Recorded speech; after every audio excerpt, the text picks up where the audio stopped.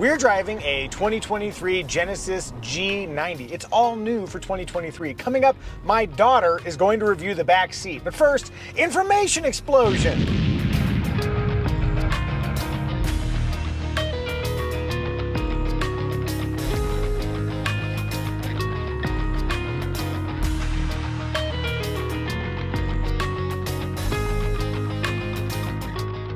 This is the fanciest car we've driven in a very long time. Let's begin with interior. The interior is such a highlight for me. Everything in this interior feels fancy. The Napa leather, the real wood. Everything is soft. Even the headliner. Suede. There's not as many cup holders as I'd normally like, and the ones they do have up here block the HVAC controls. I found it very difficult to read that screen. It gives you haptic feedback when you operate it. The buttons seem kind of small. An area that I found extremely odd was right up here on either side of the digital gauge cluster. You have two very prominent buttons. This one controls interior illumination, and this one is the trunk opening button. I'm like, why is that so prominent? And then I thought, this is a vehicle that is intended to drive people. If you're showing up at, I was gonna say like the Radisson, that's the fanciest hotel I could think of. The Waldorf Astoria, there we go. Whew. Did they not have room at the Radisson? So you pull up at the Waldorf Astoria to pick up a dignitary, and then you want to be able to open up the trunk promptly so they can put their luggage in. I bet that's why that's there. I hope we can go to the Radisson. Kiddo, dream higher. Okay, I hope we can go to the Radisson. That's good shtick. So in front we have standard 18-way driver's seat and a 16-way front passenger seat. If I can't find comfort here, I feel like it's my fault because it's so adjustable. The thigh extension is really cool. Oh, and I really love the massage. I can't believe I've gone this far into the video without activating my massage. Ooh, pelvis balancing mode. Oh, and I'm gonna need that for reactivating this GoPro right now. Okay, while my pelvis is being balanced, we're driving the E-supercharged version of the G90, which is the fancier rendition. So it has power rear seats, and this is a pretty good lead-in. Kiddo, can you tell us a little bit about what it's like riding in the back of this car? It's really fun. I like how it's really fast around the curves, and you can control your seat. And did you try the massage function? I don't really prefer the massage. It's a little hard on the back. Yeah, but if you're an old rugged daddy, you can really use the massage. Yeah, I hope I get this car when I'm an old rugged dad. And how do you feel being able to control mommy's seat? I like it, and I'm gonna smash it. Just kidding. Oh no! The right rear seat has a little ottoman extension that pops up for your legs. It's a very, very comfortable space. Oh gosh, and the headrest. They look like actual little pillows. It's because they are. Also unusual for this vehicle, if Kiddo doesn't like what I'm listening to, she can turn it down from the back seat. Yes, there's a rear 8-inch screen, and she can use that to make adjustments to what's happening up here. And then also, if you've ever had a kid, you'll know that they're absolutely filthy. And so there is a small tray area back there. You put something in there for 10 minutes, it will disinfect it with light. And now the Unicorn is germ-free and ready for play. As far as space is concerned, in the back seat, more than adequate head clearance, legroom is outstanding. Countering that praise, the trunk is small, 12 cubic feet in the standard G90, and in the version we're driving, it's 10.6. That'd be small even for like a compact car. So pack light for your symposium. The G90 offers power doors. When you get in and you put your foot on the brake, the door will close unless you turn that off, in which case the brake will just be a brake. You can also close the door with this button right here, but when you open it, you push this electronic release and it kind of like goes out a little bit, and then you have to push it beyond that first detent, and you're kind of powering through the resistance of the motor. And then to close the door once you're out, you can either push this button down here, which is sort of awkwardly placed, or you can push the lock button on the outside of the door will close, and then push the lock button again to lock the vehicle. It feels a little like technology for technology's sake, because I've never found a door and the process of closing it to be all that befuddling. Except here, where you have to overpower the motor. Starting up the compliment train again. Kiddo, how do you find getting in and out of this vehicle? It's easy because it's low. any issues getting the car seat installed? You can kind of tell that this is meant for grown adults and not children by how bulky the latch flap is. Once you power that out of the way, it is simple to get the car seat installed, and there is room for a rear-facing car seat here. As for safety, neither the NHTSA nor IIHS have rated the G90 just yet, but it does include lane keeping assist, automatic emergency braking, blind spot warning, 10 airbags, plus full-speed dynamic cruise control. What do we think? Is the G90 family friendly? Small, fancy, family friendly. You're right. Also, I'm realizing I never mentioned that middle seat position. You got a big center tunnel and low head height. So yeah, this is really kind of a four-seater. Small, fancy, family friendly. Rear window test. Hey, all the way down. Bam.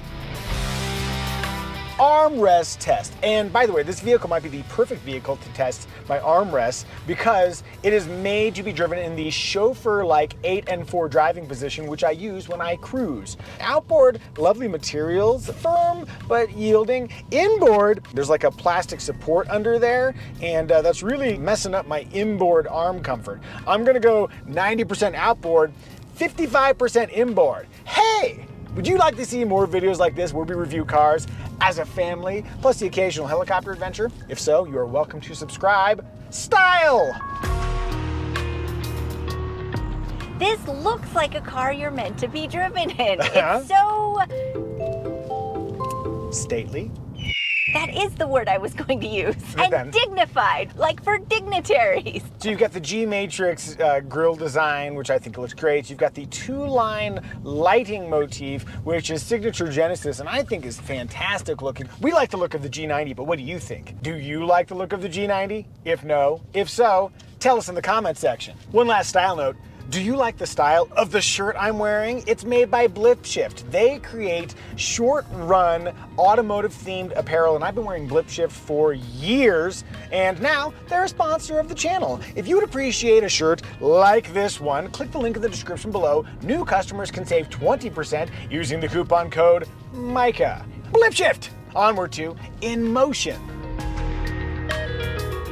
I'm going to start with a really good opportunity here. We have to make a very tight right turn in a very long car, and look how easily it made that. How's that possible, sweetie? Oh, do you want me to tell you? No. Rear wheel steer. It turns the rear wheels in the opposite direction of the front tires at slow speeds, and it allows you to make very tight corners like that. We have an adaptive suspension, and we've got a multi-chamber air suspension going on here after our recent blizzards where the roads are all kinds of torn up. It's so much smoother than visually I expect the road to be. There's also a level quality. It doesn't feel like the vehicle moves around much at all. Here's some really bad road impacts. Wow. It's kind of crazy how smooth this thing rides. So we have a 3.5 liter twin turbocharged V6 that comes standard, and then the version we're driving has an E supercharger. That's an electrically powered supercharger that helps fill in power on the low end while the turbos are spooling up. I'm just gonna floor it in 3, 2, 1. Whee! Strong, and then continues to swell. Also, not that much engine noise intruding into the interior. And now, I'm going to see how long it takes to get in the right gear and get the acceleration I want when I floor it right after coming out of this corner right now.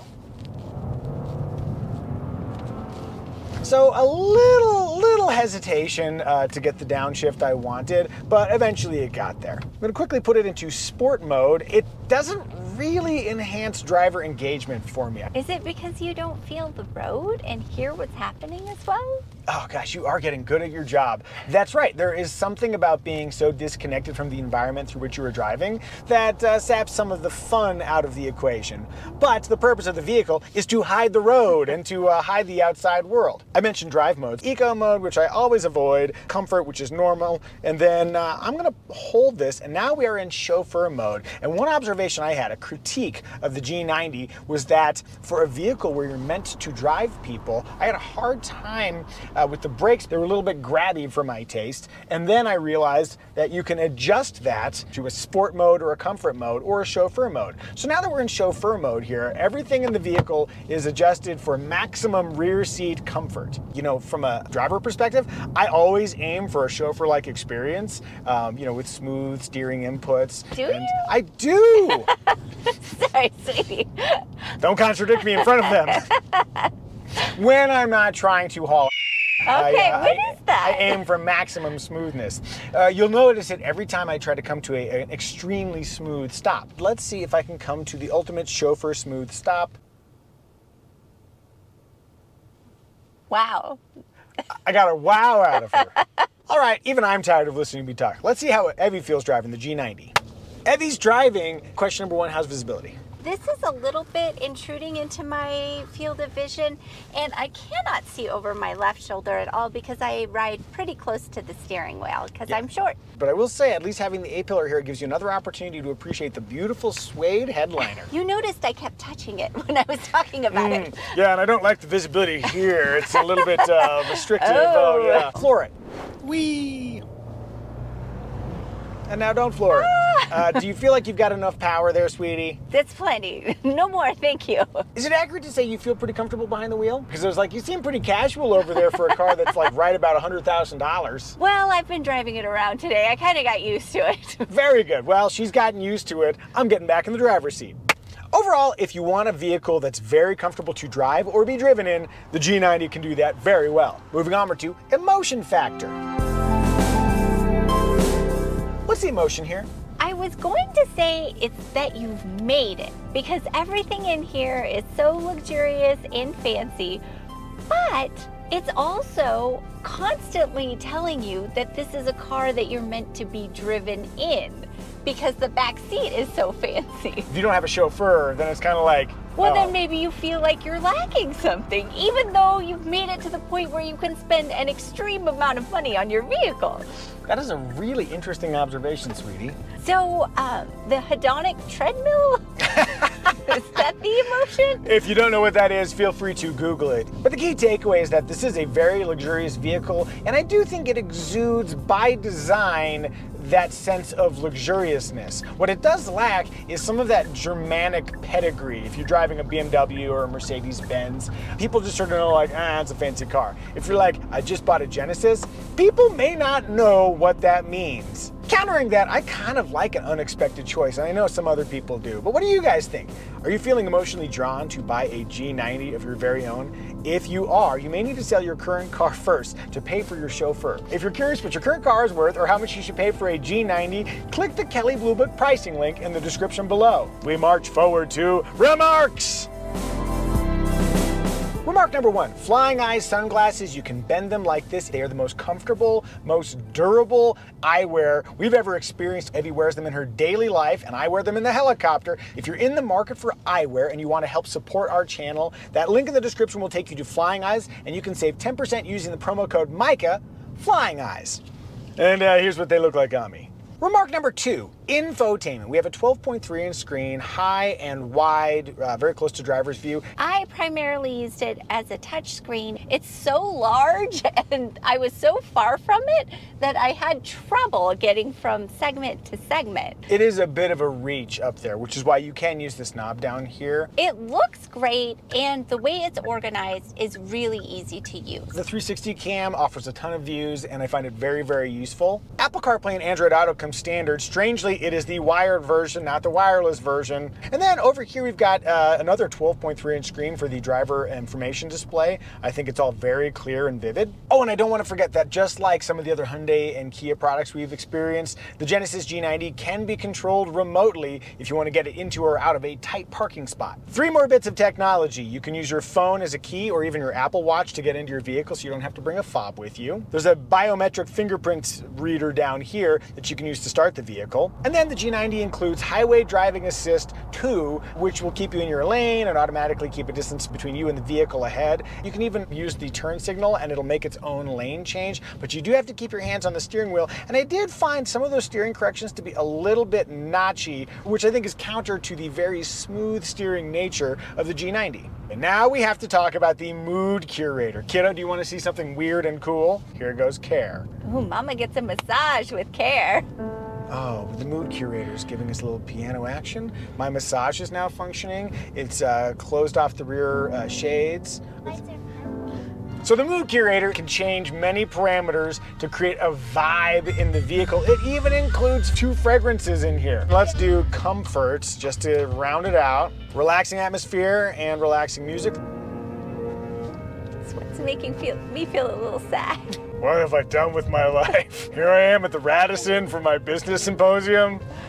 I should be at home with my family. James, take me to the international airport. I need to go home. I'm gonna turn down the mood curator and move on to the Muzio family smell test. Our daughter does not like the smell of new car, and we know some people feel the same way. Kiddo, how do you feel about the smell of the G90? Is it a good smell, a bad smell, or just okay? Thumbs down. Not my favorite. And that was the Muzio family smell test. All right, let's talk engine choices.